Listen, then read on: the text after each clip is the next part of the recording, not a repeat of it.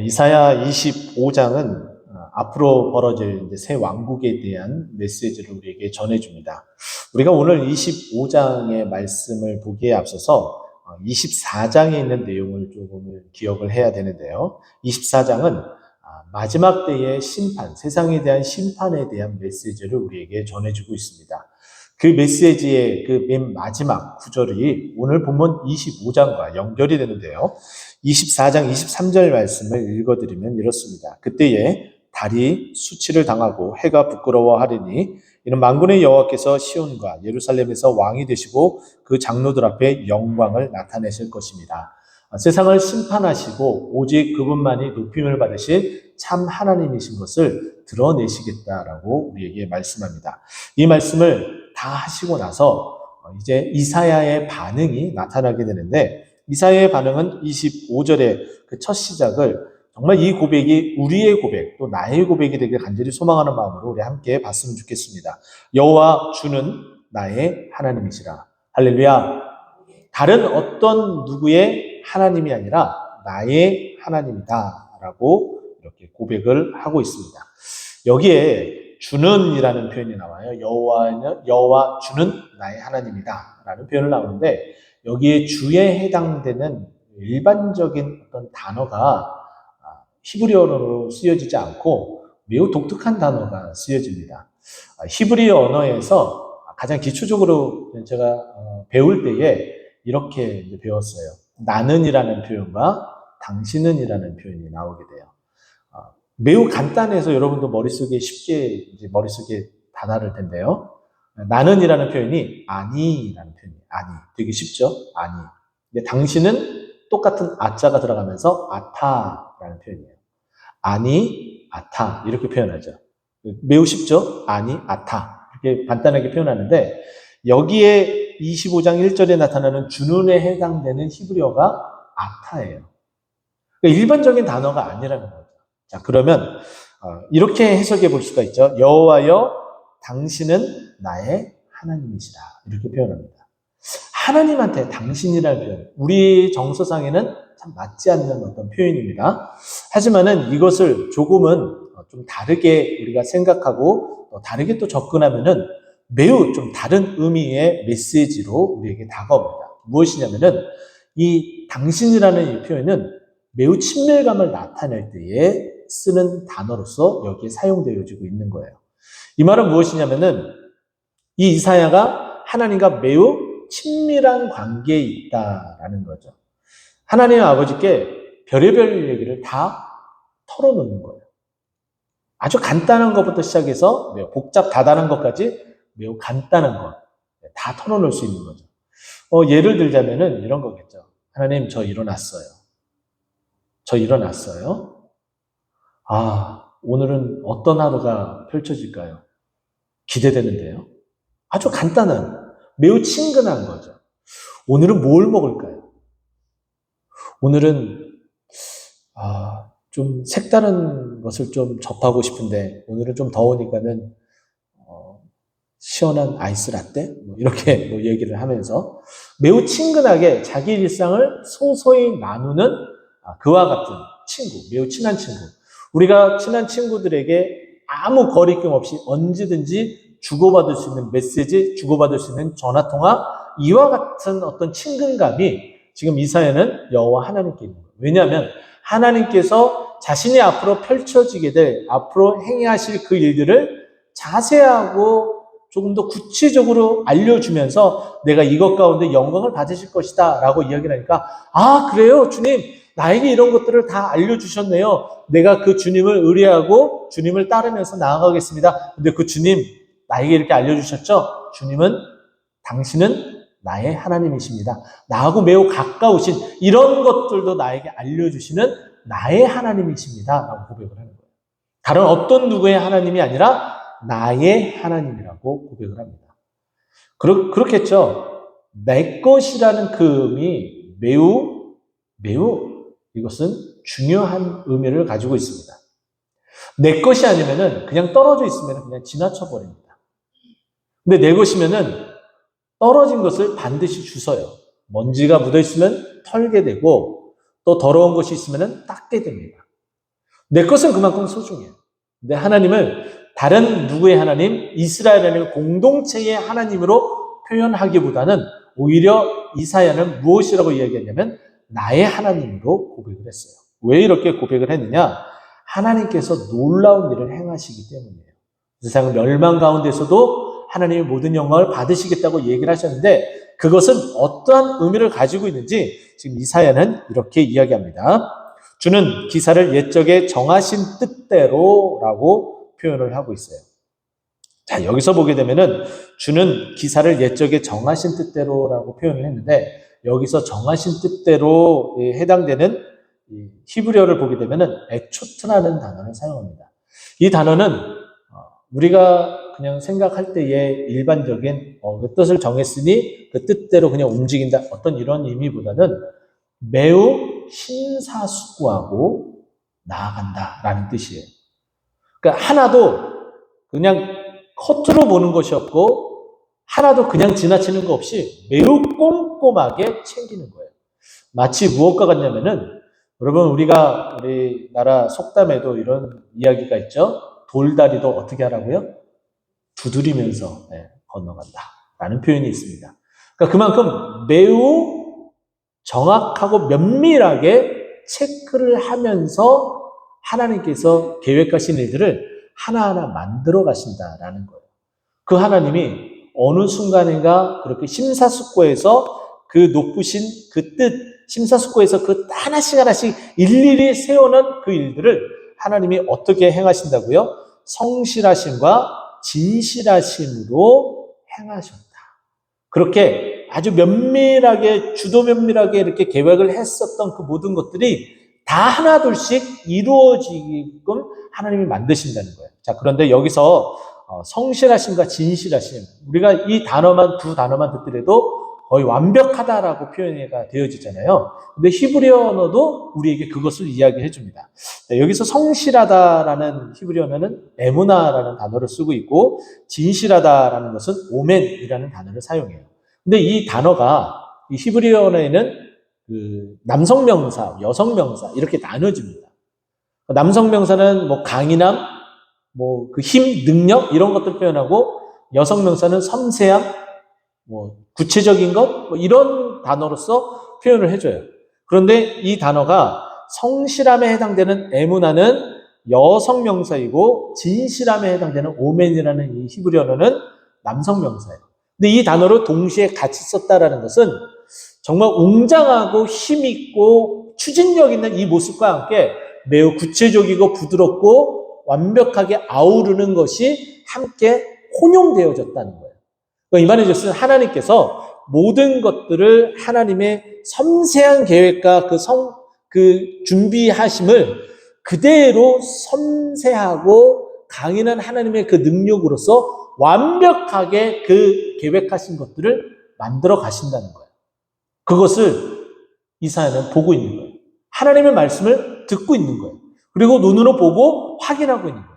심지어는 자신에 대한 구원뿐만 아니라 자신의 민족인 이스라엘 민족에 대한 하나님의 구원과 그 계획과 그 섭리하심이 어떻게 이루어지고 열방들은 어떻게 멸망해 나가는지 눈으로 다 목도하고 있는 거예요.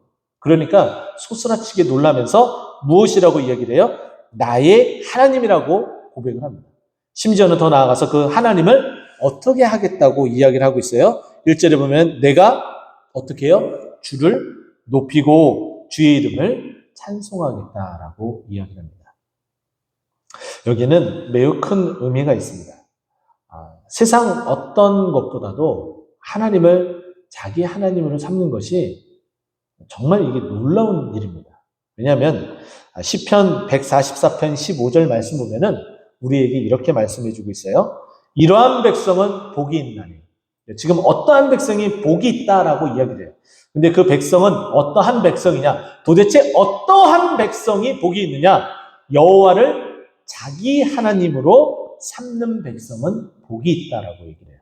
여호와를 그냥 하나님으로가 아니라 자기 하나님으로, 소유, 나의 하나님으로, 여기서는 자기라고 3인, 그러니까 2인칭으로 지칭해서 표현을 했지만은 이 말은 즉슨 결국은 자기 하나님이 누구라는 거예요? 나의 하나님, 그러니까 여호와를 나의 하나님으로 삼는 자는 어떻다고요? 복이 있다라고 얘기를 해요. 근데 그 복을 가진 사람이 복을 받게 되면은 기쁘잖아요. 신나잖아요. 그 복을 내려주신 그 하나님을 어떻게 할 수밖에 없어요? 찬송할 수밖에 없다는 거죠. 그 주님을 높일 수밖에 없다는 거예요. 그래서 지금 1절에 내가 주를 높이고 주의 이름을 찬송합니다. 근데 여기에 한 가지 빠져있는 단어가 있어요. 히브리어로 키라는 단어이죠. 키. 이 키라는 단어가 해석이 안 되어져 있어요. 이 키라는 단어는 왜냐하면이라는 거예요. 나의 하나님이십니다. 여호와는 나의 하나님이십니다. 내가 나의 하나님 되신 그 주님을 높이고 찬송하겠습니다. 왜냐하면 이라는 거예요. 그 왜냐하면 그 이유가 무엇이라는 거예요? 아까 그 우리가 금방 다 해석하고 봤었던 주님은 옛적에 아주 심사숙고해서 계획하셨던 것들을 완벽하게 이루어내신 하나님이시기에 나의 하나님을 높이고 찬송하겠습니다. 라고 고백을 한 거예요. 놀랍지 않습니까? 이것은 정말 우리의 삶에 그대로 적용을 하면서 살아가야 된다라고 저는 여겨집니다. 그럼 보세요. 우리가 구원받을 백성입니까? 구원받을 자격 조건이 있습니까? 아무것도 없어요. 우리에게 근거를 찾아볼래야 찾아볼 수가 없어요. 근데 그 찾아볼 수 없는 그 근거가 없는 우리 이 존재를 하나님께서 우리를 구원하시기로 아주 섬세하고 아주 구체적으로 계획하고 또 준비하셨어요. 그 계획과 그 준비를 통해서 갈라디아서 4장 4절에 있는 말씀처럼 때가 참에 그리스도를 어떻게 해요? 이 땅에 보내주셨는데 여자에게 나게 하시고 율법 아래 나게 하셨다라고 말씀하고 있어요. 그래서 율법이 말씀하신 것을 이루고 또 뿐만 아니라 여자에게 나게 하셔서 그 구원을 이루기 위해서 메시아를 때가 되어서 우리에게 보내주신 거예요.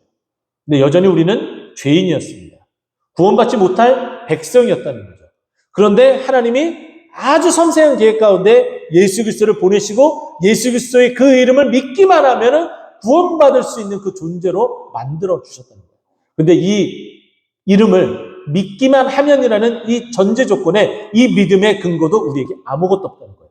이 믿음의 근거도 하나님이 다 준비해서 우리에게 선물로 주셨어요. 하나님 완벽하게 이 구원을 계획하시고 섭리하시고 그리고 실행하셔서 우리에게 이거를 선물로 주셔서 우리가 구원받은 백성이 된 거예요. 그래서 살아났습니다. 살아나서 깨어나고 보니까 아, 내가 구원받은 백성이 되었구나. 내가 주를 높이고 주를 찬송하겠습니다.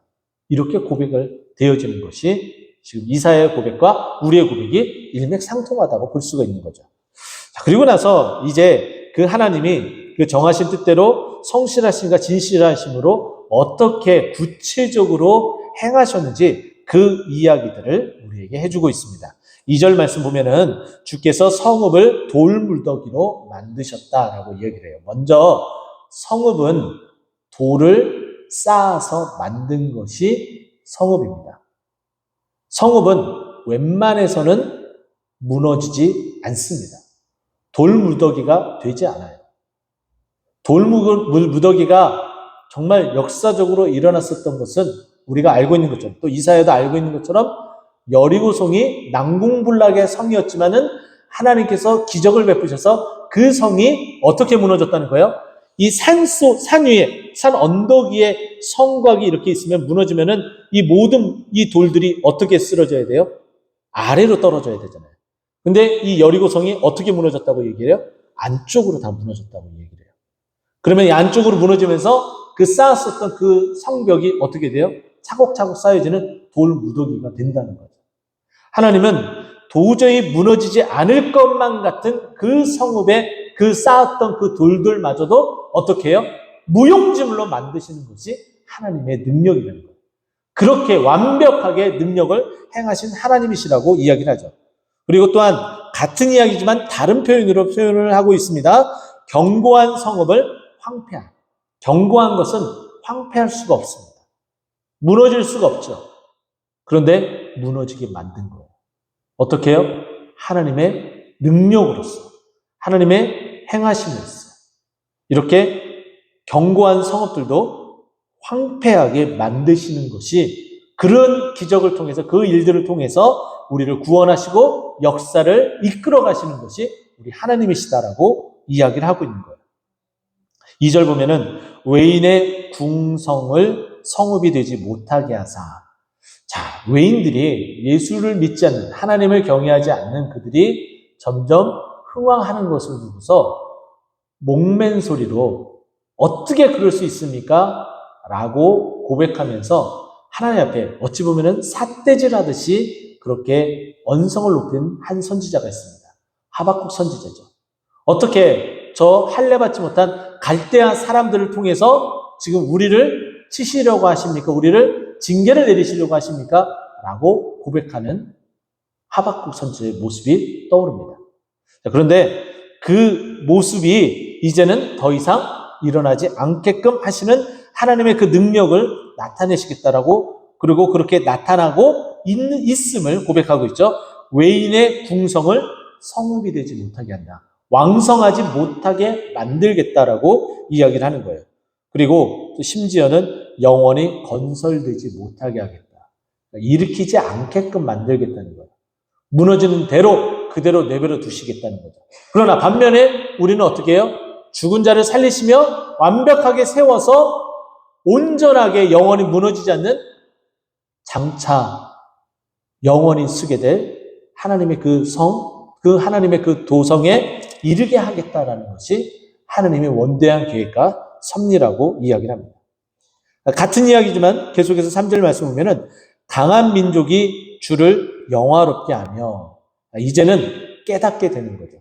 심지어는 여기에 강한 민족이 주를 영화롭게 한다. 실질적으로 강한 민족이 주를 영화롭게 한다라는 그 의미도 있지만은 여기에는 이런 의미도 포함이 됩니다. 지금 이스라엘 백성은 약하디 약한 민족이에요. 유목민족이고 유리하는 생활을 했고 지금도 현재 외세의 침입을 받아서 약하디 약한 민족이에요. 그런데 하나님을 자기 백성으로 삼는 자는 뭐가 있다고 했어요? 복이 있다고 했죠. 그 복을 받는 자들은 점점점 강성하고 온전히 쓰고 무너지지 않게끔 되어져요. 근데 그렇게 무너지지 않는 끝까지 남는 자들, 그 영원한 그 구원 가운데 그 있는 자들은 결국은 어떤 민족이에요? 강한 민족이에요. 하나님을 자기 하나님으로 삼는 그들이 진정한 강한 민족 아니겠습니까? 세상 외인들은 무너질 수밖에 없는 자신들이 세운 그런 돌무더기 같은 성읍들이지만은 하나님이 세우신 그 성읍은 영원히 무너지지 않는 견고한 성, 그 성읍에 거하는 자는 안전할 수밖에 없는 그 우리들, 그렇게 남는 자들이 강한 자 아니겠습니까? 근데 그 강한 그 민족이 어떻게 해야 된다는 거예요? 너희들이 주를 높여야 된다. 자기 하나님을 높이는, 영화롭게 하는 그런 자들이 되어야 된다라고 말씀하고 있는 거죠. 그러면서 3절 뒤이어서 포악한 나라들이 성읍이 주를 경외한다. 점점 이제 변화가 되어지는 거예요. 대표적으로 여기 포악한 나라들의 성읍, 어떠한 성읍이 있을까요? 우리가 알고 있는 것처럼 요나서를 보게 되면 다시스라는 성읍이 있습니다. 다시스는 어느 나라의 수도예요? 아시리아의 성읍입니다. 아시리아가 바벨론만큼이나 매우 포악했습니다. 패권을 잡았었던 민족이었습니다. 근데 그들을 멸망시키고자 하나님께서 계획하고 섭리를 하셨고 또 그 일을 요나에게 이야기를 했어요. 잠시 잠깐 그들이 멸망하는 것을 연기한 것뿐이었죠. 근데 그 잠시 잠깐 그 사이에 하나님께서 자기 자신을 멸하신다는 것을 알고 동물들까지 금식을 하며 하나님 앞에 회개하는 장면들이 나옵니다. 그것을 통해서 하나님이 영광을 받으시는 거죠. 그래서 여기 보면 포악한 나라들의 성읍이 어떻게 된다고요? 주를 경외하게 된다. 그대로 성취되어지고 이루어지고 있는 거예요. 그러면서 여기 4절에 보면은 4절이 매우 중요한 말씀을 우리에게 소개를 해주고 있는데, 주는 포악자의 기세가 성벽을 치는 폭풍과 같을 때에, 여러분 보세요. 지금 여기 보면은 성벽을 치는 폭풍이다라는 표현을 쓰고 있어요. 폭풍이 강하여서 모든 것들을 다 집어삼키는 때를 말합니다. 여기에 말하는 이 폭풍은 매우 성벽을 치는 강력한 힘을 나타내는 은유적인 표현입니다. 그렇게 포악한 자들이 기세를 올려서 지금 성읍에 있는 이스라엘 백성들, 바로 나 자신 우리들을 멸망시키려고 그 기세를 한껏 올려 우리를 멸망하려고 다가오고 있는 중에 있어요. 자, 그런데 그때에 우리는 옴짝달싹 못하고 아무것도 할 수 없는 상태, 그냥 그들이 쳐들어오는 그 모습에 망연자실해서 멈춰있는 상태, 그 상태를 말하고 있죠. 교통사고가 일어나는 상황들을 보면은 우리가 영화처럼 되어지지는 않는 것 같아요. 여러분, 영화나 드라마나 그런 데 보면은 사람이 이렇게 지나가다가 멀리서 빠르게 달려오는 차가 있으면은 우리는 본능적으로 피할 것 같잖아요. 그쵸? 근데 그렇게 안 돼요. 그냥 이 발이 천근만근 무거워져서 그냥 그 자리에 딱 멈췄습니다. 근데 영화나 드라마 같은 데서는 차가 뭐 액션씬이 있는 그런 드라마 같은 데서 보면은 차가 이렇게 딱 가는데 차가 달려오니까는 점프를 하거나 뭐 해서 자리를 피하게 되죠. 이거 거의 일어날 수 없는 일입니다. 거의 몸이 굳어져요. 그런 상황이 되어지는 거예요. 너무나 강력한 힘이 다가오기 때문에 그냥 딱 멈췄을 수밖에 없어요. 그런데 여기 보게 되면은 그와 같은 상황일 때에 어떻게 해요? 아무것도 없어요. 막을 수 있는 아무런 힘도, 아무런 능력도, 어떠한 도구도 없는 상황이에요. 근데 그런 빈궁한 자의 뭐가 된다는 거예요? 하나님이 요새가 되어주신대요. 나의 하나님으로 고백한 그 하나님이 요새가 되어주신다는 거예요. 요새는 적의 공격으로부터 안전한 곳이고 적의 어떠한 공격도 막을 수 있는 것으로 표현되어지고 있습니다. 또 환난당한 자의 요새다. 동일하죠? 빈궁한 자 그리고 환난당한 자. 아무것도 없고 그리고 그 환난으로 인해서 망연자실하고 쓰러질 수밖에 없는 그런 자의 피할 곳이 되어주신다라고 말하고 있습니다. 여러분 지금 상황이 어떻습니까? 여러분은 지금 요새가 필요하십니까? 여러분에게 여호와 하나님은 나의 하나님으로서 나의 요새가 되어주시는 하나님이신 줄 여러분 믿으시기 바랍니다. 여러분 이스라엘 백성들, 특히 이제 그 이스라엘 백성들을 따르는 이 다윗과 함께 하나님을 따르는 이스라엘 백성들은 다윗이 어떠한 고백을 하고 또 어떻게 생활했는지에 대한 매우 궁금하기도 하고 매우 잘 알기도 합니다. 근데 다윗이 도망 다니는 그 상황, 사울의 눈을 피해서 도망 다니는 그 상황, 광야에 딱 다다랐을 때에 그곳 가운데에 다윗이 시편 18편에 뭐라고 얘기를 해요? 여호와는 나의 요새시여라고 고백을 합니다. 그러니까 이와 같은 이 고백이 있을 수 있는 이유는 하나님이 그때그때의 방패를 호위하시고 막아주시기 때문에 이와 같은 고백을 할 수 있는 거예요. 또 시편 18편에 동일하게 여호와는 나의 요새뿐만 아니라 나의 피난처시오라고도 고백을 합니다. 여기 보니까 폭풍 중에 피난처라고 고백을 하고 있어요. 우리가 폭풍 가운데 나의 영혼 잠잠하게 이렇게 찬양도 하면서 고백을 하잖아요. 하나님은 우리가 정말 피할 수 없는 어떠한 것으로도 막을 수 없는 그 비바람을 주님께서 피난처로서 우리를 피할 수 있고 안전하게 거하게 만들어 주신다는 거예요. 여기 또 폭양을 피하는 그늘이 되어 주신다. 폭양은 한낮에 내려쬐는 그 햇빛을 말하고 있죠. 시편 121편 보게 되면은 낮에 해가 상치 못하고 밤의 달이 해치 못한다라고 고백을 하잖아요.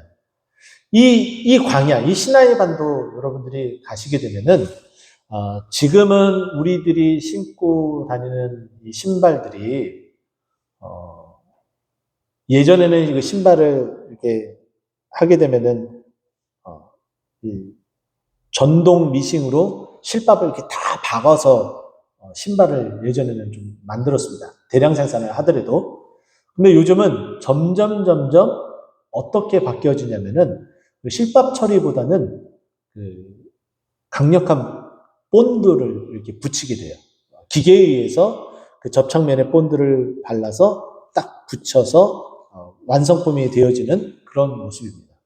근데 여러분들이 성지순례를 가서 시내 광야를 이렇게 건너가게, 한낮에 걸어가게 되면은 여러분들 신발이 다 어떻게 되는지 아세요?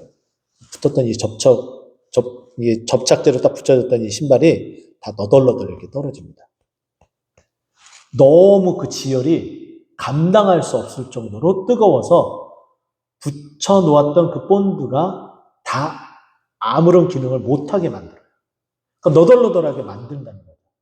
근데 그런 폭양이 있게 되면은 가장 필요한 것이 뭐예요? 그늘이에요. 이제 서서히 날씨가 더워지기 시작을 합니다. 그럼 여러분들에게 가장 필요한 것은 뭐가 되겠어요? 그늘이 되겠죠. 근데 그 그늘이 필요하니까는 우리 여자 성도님들은 또 뭘 들고 다녀요? 양산을 들고 다니잖아요. 그죠? 그 양산, 그 작은 양산 아래에 펼쳐지는 조그만 그 그늘이 정말 너무나 시원한 얼음 냉수와 같은 그런 역할을 하게 되잖아요. 근데 하나님께서 폭양을 피하는 그늘이 그처럼 되어주시는 거예요. 언제든지 동행하여 주시는 거죠. 낮에 해가 해치 못하도록 또 이스라엘 백성이 전체 인원들이 광야에서 생활할 때에 하나님께서 어떻게 역할을 하셨어요? 구름 기둥으로 막아주시면서 그들이 평안케 잘 지낼 수 있도록 만들어 주신다는 거죠. 또 5절 말씀 보면은 마른 땅에 폭양을 재함같이 마른 땅은 이제 살아갈 희망조차 없습니다. 이미 말랐기 때문에. 그럼 마른 땅에 가장 필요한 것은 뭐예요? 한 줄기 빗줄기잖아요. 한 줄기 내리는 빗줄기가 가장 필요해요. 근데 거기에다가 엎친 데 덮친 격으로 소위 말해서 상처 입은 곳에 또 때리는 그런 역할을 하는 것처럼 정말 그 마른 땅에 폭양이 계속 내려치면은 아무것도 할 수가 없어요. 그냥 땅이 쩍쩍 갈라질 수밖에 없죠. 그런데 더 이상 그와 같이 되지 않도록 어떻게 해주신다는 거예요? 폭양을 제어해줘서 이제 더 이상 마른 땅이 안 되도록 1차적인 방어막을 하나님께서 만들어주시는 거예요. 그 다음에 내려주시는 것이 뭐예요? 단비, 성령의 단비를 내려주시는 거죠. 그리고 나서 계속 5절 보면은 주께서 이방인의 소란을 그치게 하시고 우리를 힘들게 하고 어렵게 만들고 우리를 공경에 처하도록 막다른 골목으로 몰고 가고 있는 그 이방인들의 그 침투들 그것을 그치게 하고 또 그 폭양을 제거해 준다고 이야기를 했는데 구름으로 가려주시고 또 포악한 자의 노래를 낮추신다. 포악한 자들이 왜 노래를 불러요? 자신들이 침투해서 승리하고 그리고 탈취하면서 있는 어둑이 있으니까는 그들이 그렇게 노래를 부른다는 거예요. 근데 더 이상 그들이 노래를 부르지 못하게 한다는 것은 더 이상 우리들에게서 승리하지 못하게 하고 우리들 것을 빼앗아가지 못하게 만든다라는 거예요.